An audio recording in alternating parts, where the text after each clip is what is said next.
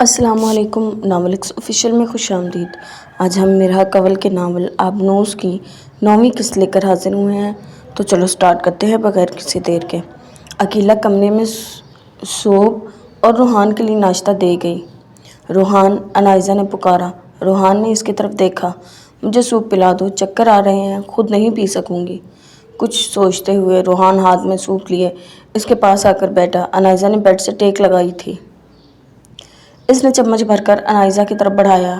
انائزہ بڑے آرام سے سوپ پی رہی تھی۔ ایک ایک چمچ کر کے اس نے سوپ ختم کر لیا۔ روحان، ادھر سے صاف کر دو۔ انائزہ نے اپنے ہونٹ کی طرف اشارہ کیا جس پر سوپ لگا تھا۔ روحان نے ٹیشو سے اس کا ہونٹ صاف کیا اور اٹھ گیا۔ جلدی ناشتہ کر لو، پھر مجھے لان میں لے کر جانا، فریش ایئر لینے کو دل کر رہا ہے۔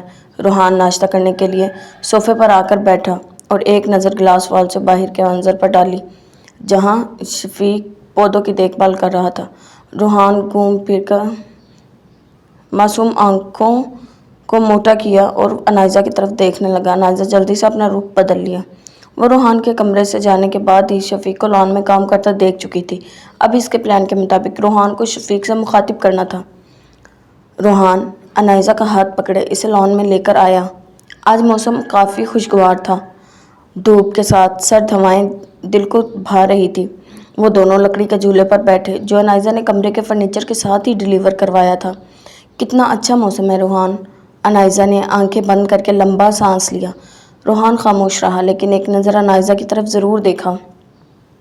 کتنے اچھے پھول لگے ہیں نا، اس نے لان کے لگے مختلف اقسام کے بے شمار پھولوں کی طرف دیکھ کر کہا۔ مجھے وہ والا توڑ کے لا دو۔ انائزہ نے چھوٹا مگر کھلا ہوا سفید پھول کی طرف اشارہ کیا۔ روحان نے وہ سفید پھول توڑ کر انائزہ کو دیا۔ خوبصورت، انائزہ نے پھول کو بالوں میں اٹکا لیا جو روحان کو بہت اچھا لگا۔ بہت، انائزہ نے روحان کی طرف دیکھتے ہوئے کہا جس کا مطلب انائزہ جان چکی تھی۔ روحان، وہ کس چیز کا پیڑ ہے؟ انائزہ نے ایک طرف دیکھتے پوچھا۔ روحان نے دیکھا۔ ارے وہ وائٹ والا چھوٹا سا، ہاں وہ والا، وہ بادام کا پیڑ ہے۔ بادام کا؟ واو، اس پر بادام لگے ہیں کیا؟ اتنے چھوٹے پر کیسے لگیں گے؟ اس کی بات پر روحان مسکرایا۔ ارے ہاں، میں بھی نا۔ انائزہ نے اپنے ماتھے پر ہاتھ مارا۔ جانتی تو وہ سب کچھ تھی مگر روحان سے زیادہ باتیں کرنے کا بہانہ تھا۔ یہاں امرود کا پودا ہے؟ انائزہ کچھ دیر بعد بولی۔ امرود؟ روحان نے اپنا منہ بگاڑا۔ کیوں، تمہیں پسند نہیں؟ انائزہ نے اس کے بگڑے ہوئے منہ کی طرف دیکھ کر پوچھا۔ بالکل نہیں۔ کیوں؟ لیکن مجھے تو بہت پسند ہے۔ چھوٹے چھوٹے کچے امرود کاٹ کر اوپر نمک مرچ ڈال کر اور لیموں نچوڑ کر جب کھائیں تو مزہ آ جائے۔ انائزہ مزے لیتی ہوئی ایسے بتا رہی تھی جیسے واقعی ہی اس وقت امرود کھا رہی ہو اور روحان مزے سے اس کی باتوں کو انجوائے کر رہا تھا۔ روحان، کیوں نہ ہم یہاں امرود کا پودا لگوائیں؟ ٹھیک ہے، روحان نے جواب دیا۔ اچھا، تم جا کر ایسا کرو، جس شفیق کو کہو کہ آج ہی امرود کا پودا لائے اور یہ امرود لینے جائے تو میرے لیے امرود بھی لیتا ہے۔ کیا میں؟ روحان پریشان ہوا۔ ہاں بھائی، تم اور کون بھلا؟ انائزہ نے آنکھیں پھیلائیں۔ تم کہو۔ روحان کی بات پر انائزہ سے دیکھتی رہ گئی۔ کیا میں کہوں؟ بتاؤ۔ دیکھو نا، وہ کتنی دور بیٹھا ہے اور میں بیمار ہوں کر کیسے اتنی دور جاؤں؟ اس نے کہا۔ انائزہ کے منہ سے بیمار کا لفظ سن کر اسے کافی حیرانی ہوئی۔ لیکن ابھی تو تم اتنی باتیں کر رہی تھی، آخر وہ بھی بول ہی پڑا۔ انائزہ باتوں میں بھول ہی گئی تھی کہ وہ بیمار ہونے کا ڈرامہ کر رہی تھی۔ اب اسے سمجھ نہیں آ رہا تھا کیا جواب دے۔ ہاں نا، باہر کا موسم اتنا اچھا ہے، میں تو بھول ہی گئی میں بیمار ہوں۔ اب ٹھیک ہے، اگر میں باتیں کر رہی ہوں تو اس کا مطلب یہ نہیں بیمار نہیں ہوں۔ دیکھو، کمر میں درد ہو رہی ہے۔ اس نے ساتھ ہی اپنی کمر کو پکڑا۔ روحان پریشان سا اس کی باتیں سن رہا تھا۔ اسے تو شک ہوا کہ دال میں کچھ کالا ہے مگر وہ معصوم اس تک نہ پہنچ سکا۔ روحان، جاؤ نا۔ روحان کھڑا ہوا۔ اب کبھی وہ شفیق کی طرف دیکھ رہا تھا اور کبھی انائزہ کی طرف۔ انائزہ اسے کہہ ہی دے رہنے دو جانے کو، لیکن انائزہ بھی انجان بنی اپنی کمر کو پکڑے بیٹھی رہی۔ چھوٹے چھوٹے قدم اٹھاتا وہ شفیق کے پاس کھڑا ہوا۔ شفیق خاموشی سے اپنے کام میں مصروف رہا۔ روحان کو اب یہ بھی سمجھ نہیں آ رہی تھی شفیق کو کیا کہہ کر مخاطب کرے۔ کچھ دیر کھڑے رہنے کے بعد روحان میں بولنے کی ہمت نہ ہوئی تو وہ واپس مڑا اور گھر کے اندرونی حصے میں چلا گیا۔ ارے یہ کہاں چلا گیا؟ انائزہ بڑبڑائی۔ کچھ دیر بعد روحان باہر نکلا اور شفیق کی طرف جا کر کچھ قدم دور کھڑے ہوئے۔ یہ کیا ہے؟ انائزہ سوالیہ نظروں سے اس کی طرف دیکھ رہی تھی جب اگلے ہی پل اس کا حیرت سے منہ کھلا رہ گیا۔ روحان نے شفیق کی طرف ایک کاغذ پھینکا تھا جو شفیق نے اٹھا کر پڑھنا شروع کیا۔ انائزہ کے لیے 1 عدد امرود کا پودا اور کھانے کے لیے چھوٹے چھوٹے اور کچے امرود لے آئے۔ شفیق نے پڑھ کر پہلے روحان کی طرف دیکھا اور پھر انائزہ کی طرف۔ روحان کے بچے، تم اتنے بھی معصوم نہیں جتنا میں تمہیں سمجھتی تھی۔ اپنا پلان فیل ہونے پر انائزہ ہاتھ مسلتی رہ گئی۔ کوئی بات نہیں، اگلی بار تو میں تمہیں بلوا کر ہی رہوں گی۔ روحان انائزہ کے پاس آ کر بیٹھا۔ کیا آئے شفیق کو وہ انجان بنی کہہ دیا۔ روحان نے آنکھیں جھکائے جواب دیا۔ اس کے کہہ پر انائزہ نے دانت پیسے۔ اب طبیعت کیسی ہے؟ روحان نے اس کی طرف دیکھا۔ ہاں اب بہتر ہے۔ شفیق امرود لے آیا تھا، چھوٹے چھوٹے اور کچے امرود جیسا کہ روحان نے اسے لکھ کر دیا تھا۔ انائزہ نے امرود کاٹ کر نمک مرچ چھڑک کر اوپر لیموں نچوڑا اور پلیٹ لیے کمرے میں روحان کے پاس آ گئی۔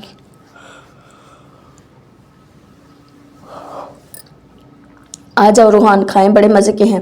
نہیں مجھے پسند نہیں۔ روحان نے میگزین پر سر جھکایا ہوا تھا۔ اچھا کوئی بات نہیں، میں اکیلی کھا لیتی ہوں۔ اس نے فروٹ فورک سے امرود کا ٹکڑا منہ میں رکھا۔ It's delicious. وہ مزے سے منہ چلاتی ہوئی کچے امرود کو کرچ کرچ کر رہی تھی۔ روحان نے ایک نظر اس کی طرف دیکھا۔ آخر اسے ان کچے امرودوں میں کیا ڈیلیشیس لگ رہا تھا؟ وہ ایک کے بعد ایک ٹکڑا اٹھاتی ہوئی پلیٹ خالی کرنے میں مصروف تھی۔ اب روحان کا بھی دل کرنے لگا، کیا ہے یہ ڈیلیشیس چیز؟ چیک کر کے تو دیکھیں کیسی ہے۔ وہ کھسک کر انائزہ کے قریب ہو گیا، جس سے انائزہ سمجھ گئی کہ وہ کیا چاہتا ہے۔ اس نے فوراً ہی فوگ میں امرود اٹکا کر روحان کی طرف بڑھایا۔ اب دیکھنا تمہیں کتنا ٹیسٹی لگے گا، انائزہ مزے سے بولی۔ روحان نے ٹکڑا منہ میں لگا لیا اور چبانے لگا۔ اب اس کے منہ سے بھی انائزہ کی طرح کڑچ کڑچ کی آوازیں آ رہی تھی۔ انائزہ غور سے اس کی طرف دیکھ رہی تھی تاکہ روحان کے فیس ایکشن سے معلوم ہو سکے کہ اسے امرود کیسے لگے۔ روحان وہ ٹکڑا کھانے کے بعد واپس اپنی جگہ پر آ گیا ہے۔ کیا وہ اچھا نہیں لگا؟ انائزہ حیران ہوئی۔ لڑکیوں کی کھانے والی چیز ہے۔ روحان نے پھر سے میگزین کھولتے ہوئے کہا۔ ہاں ہاں ہاں۔ اس کی بات پر کمرے میں انائزہ کا کہکہ گونجا۔ رات سونے کے وقت انائزہ نائٹ ڈریس پہنے واش روم سے باہر آئی۔ روحان اوپر کمفرٹر لینے لگا تھا جب اس کی نظر انائزہ کی ڈریس پر گئی۔ وائٹ کلر کا ملائم چمکتا ہوا ڈریس جو اس کے گھٹنوں تک تھا۔ روحان نے اسے ایسے ڈریس میں دیکھ کر فوراً نظروں کا رخ بدلا اور کمفرٹر میں گھس گیا۔ انائزہ ڈریسنگ ٹیبل کے آگے کھڑی ہوئی اور ہاتھوں پر لوشن لگانے لگی۔ وہ ابھی روحان کی طرف دیکھ رہی تھی۔ فارغ ہونے کے بعد روحان کی طرف آئی اور کمفرٹر اٹھائے لیٹنے لگی۔ روحان ایک دم سے اچھل پڑا۔ تم یہاں کیوں لیٹ رہی ہو؟ یہ میری جگہ اور میرا کمفرٹر ہے۔ انائزہ نے اس کا بوکھلایا ہوا لہجہ نوٹ کیا۔ تو کیا ہو گیا؟ ہسبینڈ ہو میرے، کیا میں تمہارے کمفرٹر میں نہیں سو سکتی؟ انائزہ نے معصوم منہ بنایا۔ ٹھیک ہے سو جاؤ۔ روحان کی اتنی آسانی سے ماننے پر انائزہ کو شوق لگا، لیکن اگلے ہی پل اسے دوسرا شوق لگا۔ روحان بڑے آرام سے انائزہ کے کمفرٹر میں گھس چکا تھا۔ آج تو تمہیں نہیں چھوڑوں گی، انائزہ نے دل ہی دل میں کہا اور اس کی طرف بڑھی۔ روحان کو جیسے ہی شک ہوا کہ انائزہ اس کی طرف آ رہی ہے تو اس نے دونوں سائز سے کمفرٹر کو اپنے نیچے دبا لیا۔ یہ دیکھ کر انائزہ کا منہ کھلے کا کھلا رہ گیا۔ وہ اتنی تو بیویاں بھی اپنے شوہروں سے نہیں چھپتی ہوں گی جتنا میرا شوہر مجھ سے چھپتا ہے، انائزہ منہ میں بڑبڑائی، جو کہ کچھ حد تک روحان کو سمجھ آ چکی تھی، مگر اس پر اثر پھر بھی نہیں ہوا۔ انائزہ نے اسے سر سے پاؤں تک دیکھا تھا۔ پاؤں والی سائڈ سے کمفرٹر ڈھیلا تھا۔ وہ دانتوں تلے لب دبائے ہوئے کمفرٹر کے اندر گھس گئی۔ اس کی حرکت پر روحان کی سبز آنکھیں پھیلی۔ انائزہ کھسکتی ہوئی اس کے سینے تک پہنچ چکی تھی۔ اب اس کا چہرہ روحان کے چہرے کے مقابل تھا۔ کیا ہے؟ روحان ہمت کر کے بولا۔ تم سے پیار۔ انائزہ بھی بے شرموں کی سردار بنی۔ اس کی بات پر روحان نے آنکھیں مزید موٹی کی۔ سونا ہے مجھے تو سو جاؤ، میں نے کب کہا مت سو؟ تم پیچھے ہٹو۔ کیوں؟ تو پھر میں سوؤں گا کیسے؟ جیسے سوتے ہیں ویسے ہی انائزہ، وہ تنگ آ کر بولا۔ ہائے بولو انائزہ کی جان، اس نے روحان کو آنکھ مار کر کہا۔ روحان کا چہرہ سرخ ہونے لگا، جو دیکھ کر انائزہ بہت انجوائے کر رہی تھی۔ پلیز سونے دو۔ ٹھیک ہے ایک شرط پر۔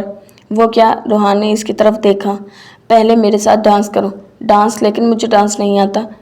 کوئی بات نہیں، میں سکھا دوں گی۔ اس نے کمفرٹر اتارا اور بیڈ سے اتری۔ روحان منہ بناتا ہوا کھڑا ہو گیا۔ انائزہ نے موبائل پر انگلش سانگ لگایا اور روحان کا ہاتھ پکڑے کھلی جگہ پر آئی۔ روحان کا ایک ہاتھ اپنی کمر پر رکھا اور دوسرے ہاتھ میں اپنا ہاتھ اس کے کندھے پر رکھ کر اس نے ڈانس شروع کیا۔ روحان بھی اسے دیکھتا ہوا جیسے تیسے کر رہا تھا۔ میری آنکھوں میں دیکھو۔ روحان نیچے پاؤں کی طرف دیکھ رہا تھا جب انائزہ نے کہا۔ اس نے اپنی نظروں کا رخ انائزہ کی طرف کیا۔ کچھ دیر تک وہ یوں ہی ایک دوسرے کی طرف دیکھتے ہوئے ڈانس کرتے رہے۔ انائزہ نے محسوس کیا کہ روحان نے بے خودی میں اس کی کمر کو دبایا ہے۔ انائزہ کا ہاتھ اس کے کندھے سے گردن تک آ پہنچا تھا۔ وہ اس کے مزید قریب ہو گئی۔ اگلے پل وہ اس کے سینے سے لگی، اپنی گرفت کو سخت کر کے۔ جذبات روحان پر بھی حاوی ہوئے۔ اس نے انائزہ کی کمر میں ہاتھ ڈال کر اسے دبا لیا۔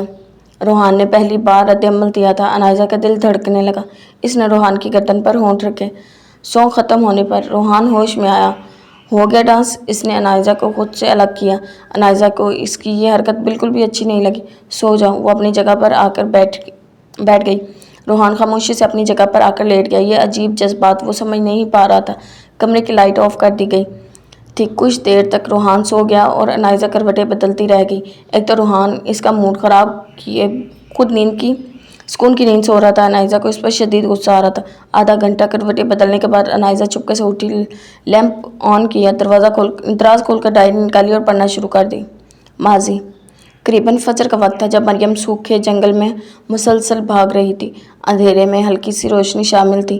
مریم راستہ دیکھ سکتی تھی۔ وہ ایک جگہ سانس لینے کے لیے رکی جب اس کو بہت سی آہٹیں سنائی دیں۔ وہ جلدی سے ایک درخت سے پیچھے چھپ گئی۔ اس نے دیکھا کہ سیاہ لباس والے 5-6 انسان ہاتھوں میں کلہاڑیاں لٹکائے چل رہے ہیں۔ مریم کو یہ پہچاننے میں دیر نہ لگی کہ وہ ڈیول کے آدمی ہیں، لیکن اگلا منظر دیکھ کر اس کے پاؤں تلے سے زمین کھسک گئی۔ ان کے پیچھے آنے والے ان ہی جیسے قریباً 10 ایسے ہی لباس میں ہر شخص کے ایک نوجوان لڑکی کو اٹھا رکھا تھا۔ مریم کو یاد آیا ڈیول کسی مشن کی بات کر رہا تھا۔ اس نے اپنے منہ پر چینخ نکلنے کے ڈر سے سختی سے ہاتھ رکھا۔ وہ خوف سے کانپ رہی تھی۔ ان سب کے گزرنے کے بعد مریم درخت کی آڑ سے باہر آئی۔ اب اسے صحیح راستہ بھی معلوم ہو چکا تھا جہاں سے وہ سب آ رہے تھے۔ یقیناً وہی راستہ سڑک تک جاتا تھا۔ مریم نے بھاگنا شروع کیا اور پیچھے مڑ کر بھی نہ دیکھا۔ دن کی روشنی بڑھتی جا رہی تھی جس وجہ سے اسے راستہ دیکھنے میں کافی آسانی ہو رہی تھی۔ کچھ دیر تک اس کے سامنے سڑک تھی۔ خوشی سے مریم کی آنکھوں میں آنسو آنے لگے۔ وہ سڑک کی طرف بھاگی۔ ان کے سر کا زخم بالکل ٹھیک ہو چکا ہے۔ آج میں انہیں ڈسچارج کر رہا ہوں۔ آپ انہیں گھر لے جا سکتے ہیں، ڈاکٹر نے کمال صاحب سے کہا۔ مگر ڈاکٹر، میرا بیٹا کب تک ہوش میں آ جائے گا؟ کمال صاحب کو ارسم کی کوما میں ہونے کی وجہ سے شدید پریشانی تھی۔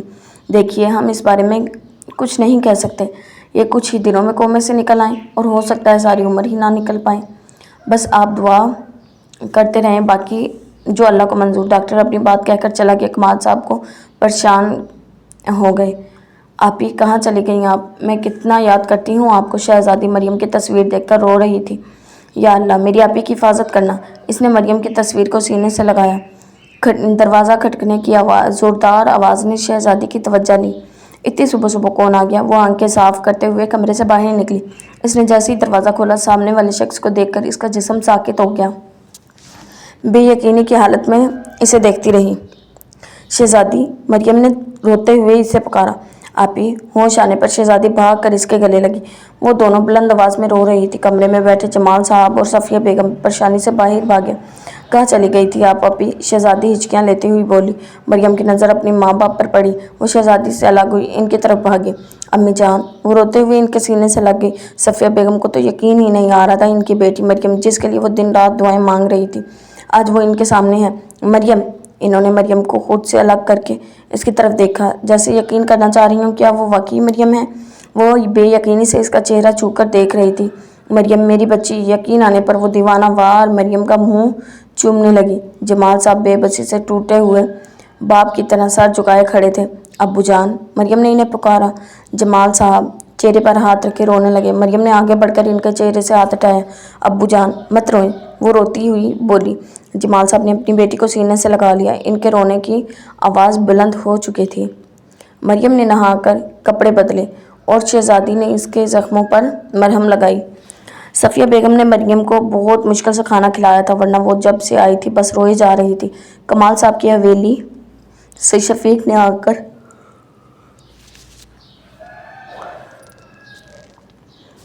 آ کر خبر دی کہ ارسم کو گھر لے آئے ہیں۔ جمال صاحب کمرے میں داخل ہوا اور بتائے، ابو جان مجھے ابھی ارسم کے پاس لے چلیں۔ مریم نے پھر سے رونا شروع کیا۔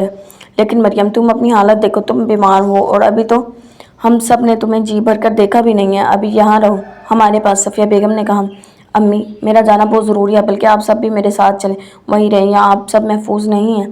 جمال صاحب نے صفیہ بیگم کو مریم سے سوال کرنے پر روک دیا تھا، کیونکہ مریم کی جو حالت تھی ابھی اس سے کسی قسم کے سوال کر کے وہ اسے مزید پریشان اور خوفزدہ نہیں کرنا چاہتے تھے۔ لیکن ابھی یہاں ہمیں خطرہ کیسے ہو سکتا ہے؟ شہزادی نے کہا۔ مریم کو یاد آیا کہ راحیل شہزادی کو بھی پھنسانے کے چکر میں تھا۔ یہ سوچ کر اس کی پریشانی میں اضافہ ہوا۔ امی جان ابھی اور اسی وقت آپ سب میرے ساتھ چچا جان کی طرف چلیں، آپ یہاں محفوظ نہیں، کون آئے گا؟ وہ رہا۔ مریم کچھ سوچتے ہوئے چپ ہوگی۔ ابو جان میری بات مان لیں، ابھی اٹھے، چچا جان کے گھر چلتے ہیں۔ وہ پھر سے رونے لگی۔ اچھا تم رو نہیں، ہم ابھی چلتے ہیں۔ جمال صاحب اور دردانہ بیگم سے ملنے کے بعد مریم ارسم کے کمرے میں داخل ہوئی۔ وہ بیڈ پر آنکھیں بند کیے لیٹا تھا۔ مریم کو کمال صاحب نے بتا دیا تھا کہ ارسم کے سر میں گہری چوٹ لگنے کی وجہ سے وہ کوما میں جا چکا ہے۔ وہ بیڈ پر اس کے قریب بیٹھی۔ ارسم، ایک سسکی کے ساتھ مریم نے اس کا نام پکارا۔ اس نے ارسم کا ہاتھ پکڑ کر چوم لیا۔ اس کی سسکیاں ارسم کی سماعت میں پڑ رہی تھیں، مگر وہ ہوش کی دنیا سے بے خبر تھا۔ ارسم مجھے معاف کر دیں، وہ روتی ہوئی بولی، مجھے معاف کر دیں، میری وجہ سے آپ آج اس حال میں ہیں۔ اس نے ارسم کے بالوں پر ہاتھ پھیرا۔ اسے یوں محسوس ہو رہا تھا جیسے ارسم ابھی آنکھیں کھولے گا اور اسے سینے میں چھپا لے گا۔ وہ اس کا ہاتھ پکڑے رو رہی تھی۔ جب باہر سے راحیل کی آواز سنائی دی، وہ بھاگتی ہوئی کمرے سے باہر نکلی۔ کیا واقعی تایا جان بھابھی آ گئی ہیں؟ وہ ٹھیک تو ہے نا؟ راحیل جمال صاحب سے بات کر رہا تھا۔ مریم کی طرف اس کی کمر تھی۔ راحیل! مریم اتنی زور سے چلائی کہ سب ہی اس کی طرف متوجہ ہو گئے۔ میں تمہیں جان سے مار دوں گی۔ وہ اس کی طرف بھاگی اور کندھے پکڑ کر اس کا رخ اپنی طرف کیا۔ اگلے ہی پل مریم کے سر پر ساتواں آسمان ایک ساتھ ٹوٹ پڑا۔ راحیل! مریم اتنی زور سے چلائی کہ راحیل کے سر اور چہرے پر زخم تو کیا ایک کھروچ کا بھی نشان نہیں تھا۔ نہیں، ایسا نہیں ہو سکتا۔ مریم بے یقینی کی حالت میں اس سے دور ہوئی۔ کیا ہوا مریم؟ کیوں راحیل کے ساتھ ایسا رویہ رکھا ہے؟ صفیہ بیگم بولی۔ یہ راحیل نہیں ہے بھابھی، آپ ٹھیک تو ہیں؟ اتنی حیران کیوں ہیں؟ مریم بول رہی تھی جب راحیل نے اس کی بات کاٹی۔ تم راحیل نہیں ہو، بتاؤ سب کو۔ بے یقینی سے اسے اپنے بالوں میں ہاتھ پھیر رہی تھی۔ ایسا کیسے ہو سکتا ہے؟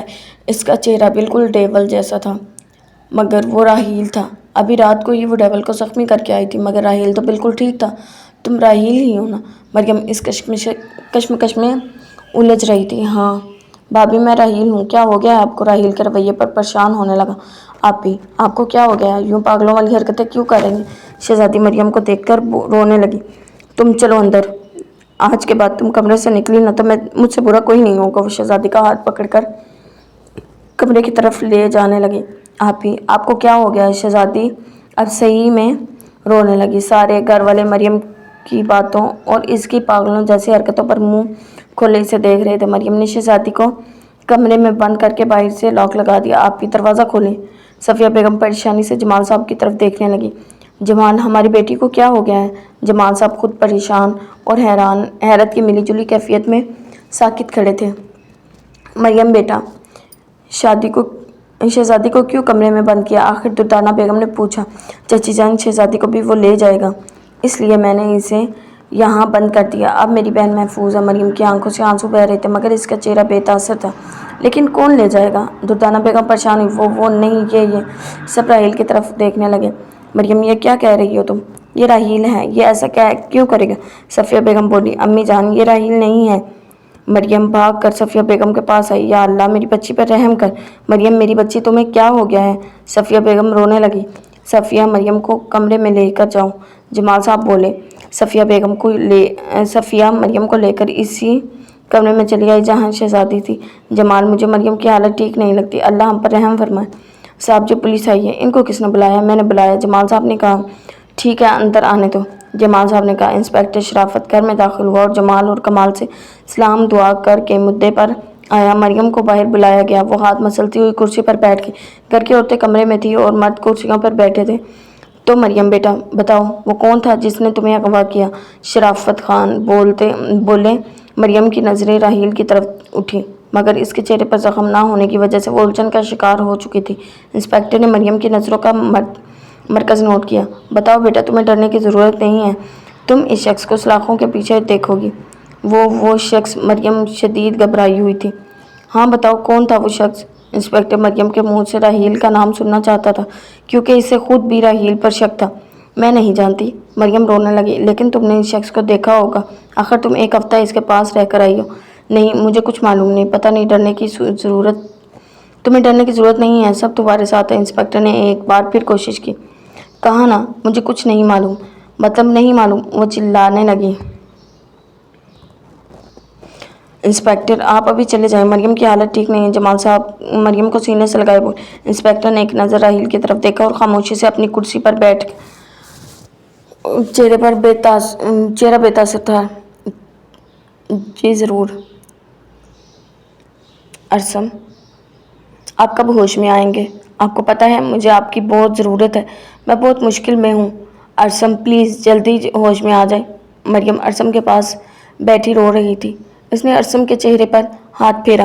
ارسم، آپ مجھ سے سننا چاہتے تھے نا کہ میں آپ سے محبت کا اظہار کروں؟ دیکھو میری بھی ایک شرط ہے، میں آپ سے اپنی محبت کا اظہار کروں گی اور آپ ہوش میں آ جانا، ٹھیک ہے؟ ارسم، میں آپ سے محبت کرتی ہوں، صرف آپ سے محبت کرتی ہوں۔ اس کی آنکھوں سے آنسو بہنے لگے۔ میری زندگی میں کوئی اور نہیں آ سکتا۔ ارسم، کوئی میرے دل میں آپ کی جگہ نہیں لے سکتا، وہ ڈیول تو کبھی بھی نہیں۔ آپ کو پتہ ہے اس نے مجھے کتنا مجبور کیا میں آپ کو بھول جاؤں، لیکن میں تو آپ سے محبت کرتی ہوں نا، آپ کو کیسے بھول سکتی ہوں؟ آپ تو میری نس نس میں بسے ہو، آپ کے بغیر تو میں ادھوری ہوں۔ ارسم، آنسو اس کی آنکھوں سے مسلسل بہہ رہے تھے۔ ارسم، آپ اٹھ جائیے نا، دیکھیں میں نے آپ سے محبت کا اظہار کر دیا۔ ارسم پلیز اٹھ جائیں، مجھے آپ کی ضرورت ہے، میں کمزور ہوں ارسم، میری طاقت آپ ہے۔ اس نے روتے روتے ارسم کے سینے پر سر ٹکا دیا۔ اگلی رات ڈیول اور اس کے سبھی آدمی بڑے ہال میں اکٹھے تھے۔ ڈیول کے سر پر پٹی بندھی تھی اور اس کی ایک رخسار پر کانچ کا ٹکڑا گہرا کٹ چھوڑ گیا تھا۔ ڈیول نے اپنے ہاتھ کی مٹھی کو سختی سے جکڑا۔ میری، تمہیں یہاں آنا ہی پڑے گا، چاہے اس کے لیے مجھے کچھ بھی کرنا پڑے، کچھ بھی، ڈیول نے سرگوشی نما کہا۔ حال جمائی لیتے ہوئے انائزہ نے ڈائری کو پھر سے دراز میں رکھا اور روحان کے کندھے پر سر رکھ کر سو گئی۔ روحان، میں بہت بور ہو رہی ہوں، چلو نا جنگل میں کھیلتے ہیں۔ دوپہر کے وقت انائزہ روحان کو بار بار تنگ کر رہی تھی۔ میرا دل نہیں کر رہا، روحان کو آج نہ جانے کس چیز کی سستی پڑی ہوئی تھی۔ اف روحان، تم اٹھ رہے ہو کہ نہیں؟ انائزہ نے پھر سے تنگ کیا۔ آخر روحان ہتھیار پھینکتا ہوا اٹھ ہی گیا۔ اوہ یس، انائزہ خوشی سے اچھل پڑی۔ گیٹ سے باہر دائیں جانب جنگل تھا جس کے سیدھے لمبے پیڑ بلندی کو چھوتے تھے۔ انائزہ روحان کے لیے جنگل میں داخل ہوئی۔ یہاں سے پیڑ کافی فاصلے پر تھے۔ روحان، چلو تم آنکھیں بند کر کے 10 تک گنو، کاؤنٹ کرو، پھر میں چھپوں گی اور تم مجھے ڈھونڈنا۔ روحان آئی برو چکاتا ہوا بنا کچھ کہے پیڑ کی طرف رخ کیا، آنکھیں بند کر کے کھڑا ہو گیا۔ 1 2 3 روحان نے کاؤنٹنگ سٹارٹ کر دی۔ انائزہ دبے پاؤں دور جا کر ایک پیڑ کے پیچھے چھپ گئے۔ 8 9 10 اب روحان مڑا اور دیکھنے لگا انائزہ کس پیڑ کے پیچھے ہے۔ ایک کے بعد ایک پیڑ چیک کرتا ہوا وہ آگے بڑھ رہا تھا اور اسے دیکھ کر انائزہ بھی دبے پاؤں اگلے سے اگلے پیڑ کی طرف بھاگتی ہوئی چھپ جاتی۔ 3 سے 4 منٹ گزر چکے تھے۔ اب روحان بور ہو چکا تھا۔ انائزہ، میں بور ہو رہا ہوں، روحان ڈھیلا سا منہ لیے بولا۔ انائزہ نے اس کی طرف دیکھ کر ہنسی دبائی۔ روحان نے پھر سے اسے ڈھونڈنے کی کوشش جاری کی۔ کھیلنے کے چکر میں وہ گھنے جنگل میں داخل ہو چکی تھی۔ انائزہ کہاں ہو؟ روحان کا اب بالکل موڈ بگڑ چکا تھا۔ انائزہ نے ہنستے ہوئے اپنا رخ سیدھا کیا تو اس کے چہرے کا رنگ اڑ گیا۔ وہ ساکت کھڑی اپنے سامنے کھڑے شخص کو دیکھتی رہی۔ یہ کیسے ممکن تھا؟ انائزہ کو اپنی آنکھوں پر یقین نہیں آ رہا تھا۔ وہی سیاہ لباس، سیاہ ہوڈی پر لیے وہ شخص اس کے سامنے کھڑا تھا، اس کے صرف ہونٹ ہی نظر آ رہے تھے۔ کون ہو تم؟ انائزہ نے حیرت سے پوچھا۔ وہ شخص خاموش رہا، پھر اس کے دیکھتے ہی دیکھتے وہ شخص مڑا اور تیز قدموں سے چلنے لگا۔ رکو، انائزہ نے اسے آواز لگائی۔ اس شخص کے قدموں میں مزید تیزی آئی۔ انائزہ بھی اس کے پیچھے بھاگنے لگی۔ انائزہ کے قدموں کی آواز سن کر وہ شخص بھی بھاگنے لگا۔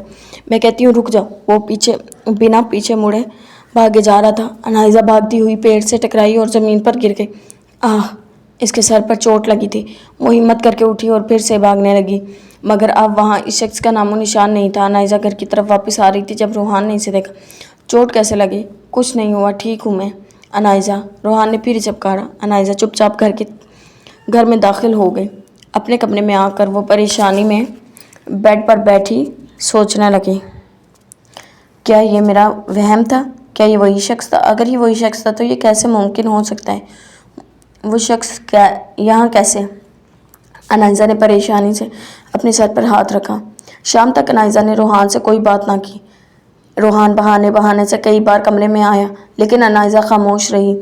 روحان پریشان تھا، یوں اچانک ایسا کیا ہو گیا کہ انائزہ کا اچھا بھلا موڈ بگڑ گیا؟ شاید میں انائزہ کو ڈھونڈ نہیں پایا، اس لیے وہ مجھ سے خفا ہے۔ روحان لان میں بیٹھا سوچ رہا تھا، مگر اس کے سر پر چوٹ کیسی؟ اس بات سے وہ شدید پریشان تھا۔ ایک بار پھر سے کوشش کرتے ہوئے وہ روم کی طرف چل دیا، چوروں کی طرح کمرے میں داخل ہوا اور بیڈ پر بیٹھ گیا۔ تھوڑی دیر بعد وہ کن اکھیوں سے انائزہ کی طرف دیکھ رہا تھا۔ انائزہ کو اس کی سبھی حرکتوں کا پتہ چل رہا تھا، مگر اپنی پریشانی کی وجہ سے وہ خاموش بیٹھی تھی۔ روحان نے اس کی پیشانی کی طرف دیکھا۔ انائزہ نے بھی ابھی تک وہاں بینڈیج نہیں لگائی تھی۔ وہ اٹھا، وارڈروب سے فرسٹ ایڈ باکس نکال کر انائزہ کے پاس آ کر بیٹھا۔ انائزہ ابھی بھی خاموش تھی۔ روحان نے باکس کھولا، بینڈیج نکال کر انائزہ کے زخم پر لگائی۔ انائزہ کی نظریں روحان پر تھیں۔ اسے روحان کے اندر اس کی ماں مریم کا عکس نظر آ رہا تھا۔ روحان کی دادو اسے یہاں کیوں لے کر آئی؟ کیا روحان کی زندگی کو کسی سے خطرہ تھا؟ اگر تھا بھی تو کس سے؟ کہیں یہ شخص وہی تو نہیں؟ کہیں وہ اب روحان کے پیچھے؟ مریم روحان کی طرف دیکھتی ہوئی سوچ رہی تھی، روحان تم مجھے کچھ دیر اکیلے رہنے دو۔ مریم کی بات پر روحان اداس چہرہ لیے اٹھ کر کمرے سے باہر نکل گیا۔ انائزہ نے ڈائری نکالی اور پھر سے پڑھنا شروع کر دیا۔ ماضی: شہزادی کھانا مل سکتا ہے؟ شہزادی کچن میں کھڑی کھانا بنا رہی تھی جب راحیل بولا، جی دیکھتی ہوں۔ مریم کچن میں پانی پینے آئی جب اس نے راحیل کو شہزادی سے بات کرتے ہوئے دیکھا۔ کیا بات کر رہے تھے میری بہن کے ساتھ؟ مریم شہزادی کے ساتھ جا کر کھڑی ہو گئی۔ کچھ نہیں بھابھی، میں تو کیا؟ ہاں کیا میں تو؟ مریم چلانے لگی، آپ بھی کیا ہو گیا راحیل؟ صرف کھانا لینے آئے تھے تو اکیلا سا کہنا تمہیں کیوں کہہ رہا ہے؟ وہ غصے سے بولی۔ آپ بھی؟ شہزادی حیران ہوئی۔ تم چپ رہو، تم آئندہ مجھے اس شخص کے پاس دکھائی مت دینا۔ مریم نے انگلی دکھا کر شہزادی کو وارن کیا۔ اور تم، اب اس کی انگلی راحیل کی طرف، تم آئندہ میری بہن کے قریب بھی آئے نا تو اچھا نہیں ہوگا، سمجھ آئی تمہیں؟ وہ چلائی تھی۔ کیا ہو گیا ہے؟ کیوں چلا رہے ہو سب؟ دردانہ بیگم کچن میں داخل ہوئی۔ چچی جان، اس شخص کو گھر سے نکال دیں ورنہ سب پچھتائیں گے۔ مریم بوکھلائی ہوئی تھی۔ مریم بیٹا، تمہاری طبیعت ٹھیک نہیں ہے، تم آرام کرو۔ دردانہ بیگم نے اسے کندھے سے پکڑا۔ میں ٹھیک ہوں چچی جان، مگر یہ وہ نہیں ہے جو آپ سب سمجھ رہے ہیں، یہ کوئی اور ہے۔ مریم بول رہی تھی اور راحیل حیرت سے اس کی طرف دیکھ رہا تھا۔ شہزادی تم بھی آؤ میرے ساتھ۔ شہزادی بھی مریم کے ساتھ کچن سے باہر نکل گئی۔